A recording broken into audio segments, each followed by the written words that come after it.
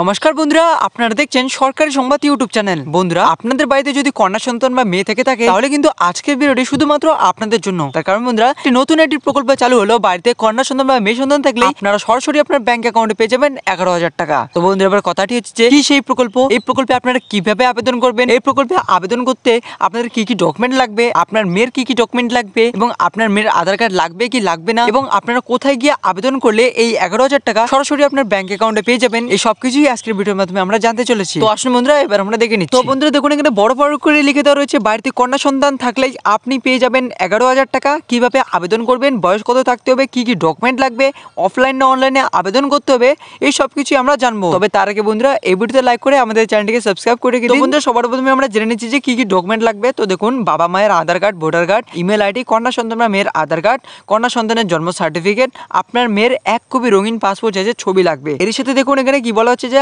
আপনাকে আবেদন করতে গেলে আপনাকে কোনো টাকা দিতে হবে না, সম্পূর্ণ ফ্রিতে আপনারা আবেদন করতে পারবেন। আবেদন করার কিছুদিনের মধ্যেই 11,000 টাকা সরাসরি আপনার ব্যাংক অ্যাকাউন্টে পাঠানো হবে। নিজের মোবাইলে বা কম্পিউটারের দোকানে গিয়ে আপনারা আবেদন করতে পারবেন। তো এবার কথাটি হচ্ছে যে আপনারা কোথায় গিয়ে আবেদন করবেন। তো দেখুন এখানে বলা হচ্ছে যে আপনাকে অনলাইন মাধ্যমে আবেদন করতে হবে।